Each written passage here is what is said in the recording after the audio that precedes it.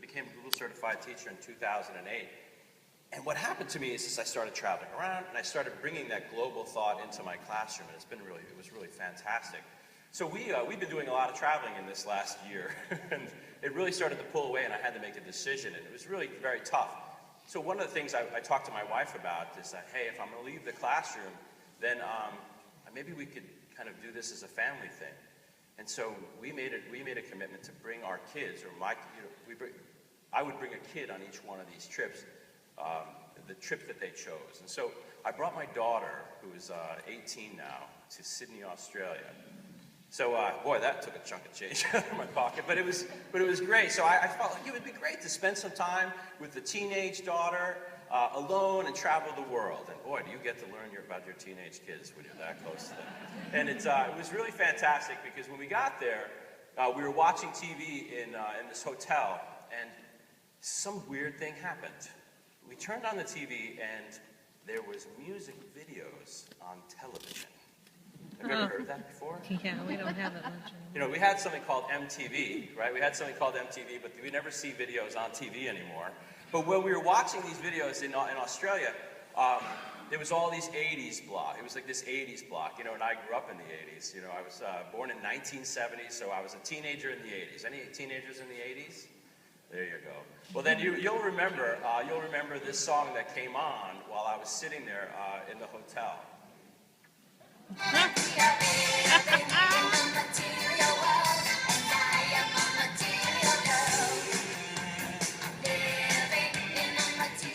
And listening to Madonna, you know, there was a lot of reasons for a teenage boy to love Madonna.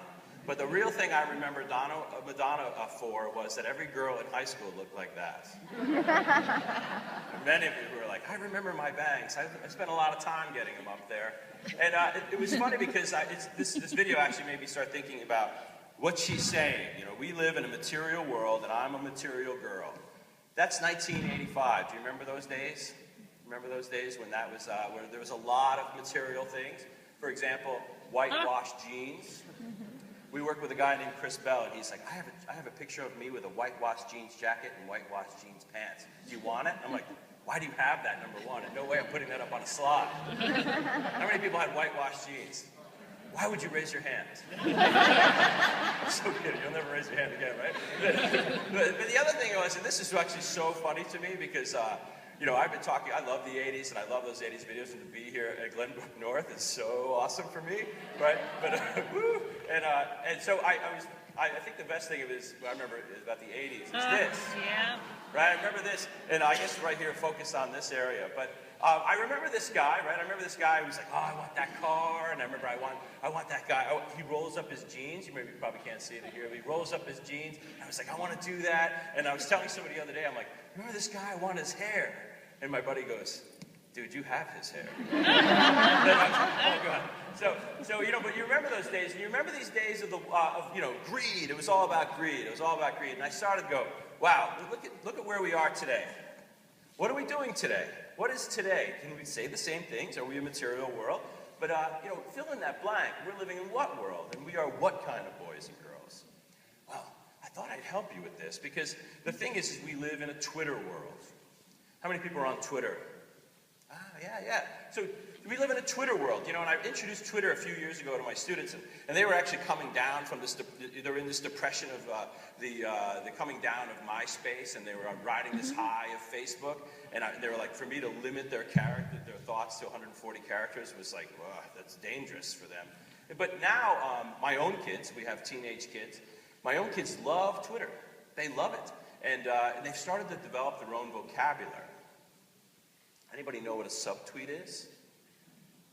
Oh, there's a guy back. Good. A subtweet is when you mention somebody, you're talking to or about somebody, but you don't mention them by name. So that way you can kind of talk about them, and they may or may not know if you're talking about them. And it's really interesting. And by the way, my daughter hates this slide because I showed it to them the other day, and they're like, oh my goodness, that's Janie. I can't believe you're using Janie's stuff. And so I had to blur their face out. I just go and I stalk my own kids on Twitter. You know what's the best bet, by the way? Parents, any parents of teenagers? Okay, yeah. This is what you do. Don't follow them on Twitter. Do a search for them. That way you can see what other people are saying to them too. No, my kids, I had my kid, when I was telling this before, my daughter was like, what? So she's trying to put a block on me, I think. But the other thing is we live in an Instagram world. How many people are on Instagram? Oh, not so many, but Instagram is where you take pictures of a place, and you post it up from any place. This is a trip my son and I went to Japan, and it's you basically post it up there, you take a picture, you apply a filter, it makes you look like a photographer, and then you put it online, and people are like, oh, that is awesome. It looked nothing like this. I think I changed the color red. But I want you to get an idea of what Instagram is like from this video. Look at this Instagram. It's been inside of him. Started out as a lemon tart. Then my phone went and made it art. Fireworks in the sky. A super close-up of my eye. Now a selfie looking cute. In the same room where I disgusting. But as I do in any video classroom, let's break this video down. So what we're looking at is something called a selfie. Anybody know what a selfie is? Oh, good, good. For those of you who don't know, that's when you take your camera out and you hold it up about like this, and then you take a picture of yourself. Right? And the thing about this being in an airport, people are like, what is wrong with that guy? And then other people are like, oh, that dude's getting a cool selfie. So you take a picture of yourself, and so it's arm's length, right? So you only get a close-up. So what if you want a long shot or a full body shot? You have to go and find a what? A mirror. And where do you find a mirror? The bathroom. And the funny, I always love is the whole crowd just dies out. They're like, why you die out? Because that girl thinks you're looking here, but you're really looking there. And I'm going to tell you something, no matter how much you get dressed up, that's still a toilet. It's and if you really go looking out online, you'll find the triple whammy. I have several triple whammies. It's amazing. My daughter knows this girl too. It's so sad. So, but the thing is, it's all very, very confusing to us. Like we don't quite understand. We don't get it. The thing is, you like how I blurred that kid's face out, but I leave that guy's face in. It's great. It's great. But the thing is, it's all about self-branding. It's all about self-branding. And I really always look at this as these kids are laying down this digital footprint. They're doing all this great art stuff. They're being photographers. They're doing fantastic things.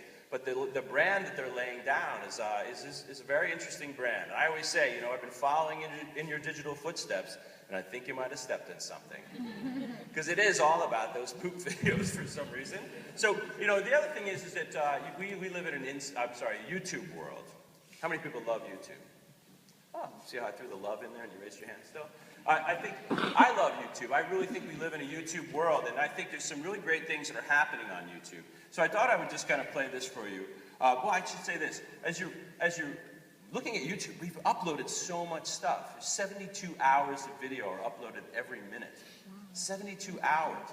There's so much video uploaded to YouTube in 1 month that it's more than the 3 major television networks, ABC, NBC, CBS, have broadcast since their inception.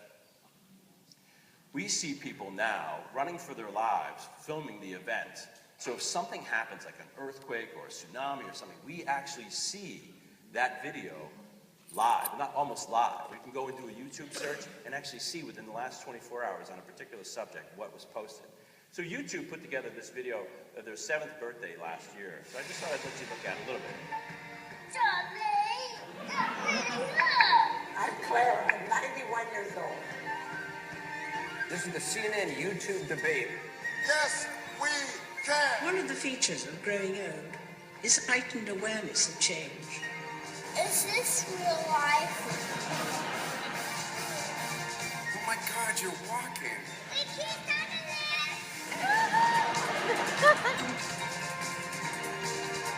Justin Bieber's getting ready to go down. People who are taking these pictures are literally risking their lives to do what they're doing, and YouTube gives them a venue.